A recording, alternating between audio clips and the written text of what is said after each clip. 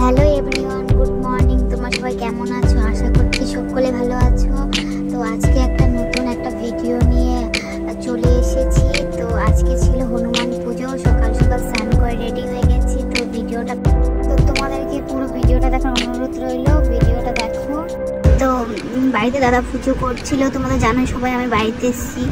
আর তোমাদেরকে আজকে এমন একটা কথা বলবো যেটা তোমরা হয়তো কেউ বিশ্বাস করবে, কেউ করবে না। তো ভিডিওটা শেষ পর্যন্ত দেখো, আর তোমার দেখলেই বুঝতে পারে ভিডিওটা। আর দাদা এখানে পুজোটা ও নিজে একাই করবে, আমরা কেউ করব না। তাই ও সব রেডি করছিল। দেখো ফুলের মালা গেঁথে নিচ্ছে, আর আমি এখানে বসে বসে ভিডিও করছিলাম।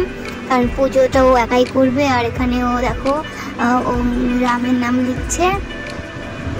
তো তোমরা কোথা থেকে আমার ভিডিওটা দেখছো সবাই একটু কমেন্ট করে বলো। আর আমি অনেকদিন পর ভিডিও দিচ্ছি, কারণ খুব ব্যস্ত ছিলাম, সময় একদমই ছিল না, তাই ভিডিও দিতে পারিনি। আর আমার ভিডিওগুলো কেমন লাগে সবাই একটু কমেন্ট করে অবশ্যই বলো।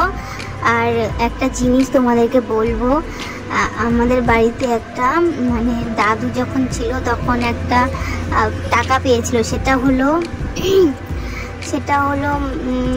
তোমরা হয়তো ভিডিওতে দেখেছো, তোমার ভিডিওতে প্রথমে দেখেই বুঝতে পেরেছো। সেটা হলো আমাদের আগে, অনেকদিন আগের ঘটনা। আমার জন্মের আগে, আমার বাবার জন্মের আগে দাদু পেয়েছিল বজরংবলী। আর এক পাশে বজরংবলী আর এক পাশে ছিল রাম লক্ষ্মণ সীতা, একটা টাকা পেয়েছিল।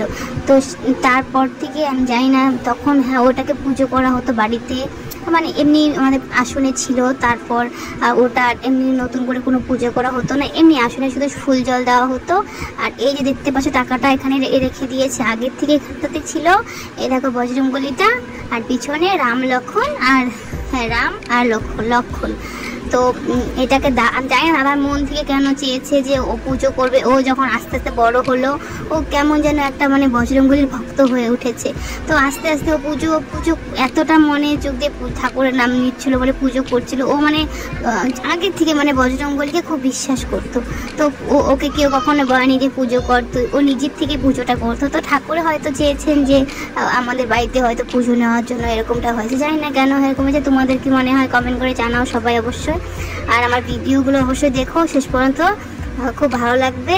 তো ভিডিওটা দেখো। দাদা এখানে সব রেডি করে পুজোতে বসে পড়েছে। আর পুজো টুজো করে আবার আমরা এক জায়গায় যাবো ঘুরতে। তো তারপরে নেক্সট ভিডিওতে সব ভিডিও দিব। একসাথে ভিডিওতে সব এত কিছু বলা যায় না, খুব প্রবলেম হয়। তো আমার পরের ভিডিওটা দেখার জন্য সবাই অবশ্যই সাবস্ক্রাইব করে রেখো। যারা নতুন এসছো চ্যানেলে, সবাই সাবস্ক্রাইব করে রেখো আমার ভিডিওগুলো দেখার জন্য। আর পুজো হওয়ার পরে সবাই প্রসাদ নিয়ে অবশ্যই যাবে। তো দাদা পুজোতে বসে পড়েছে, আর বজরংবলী এখন মন্ত্র বলবে, হনুমান চালিসা পড়বে। তো পড়ে টরে তারপর পুজো সম্পূর্ণ হওয়ার পর আমরা আবার প্রসাদ নিয়ে দিদি বাড়ি যাবো, কারণ দিদি বাড়িতে আছে কালী পুজো।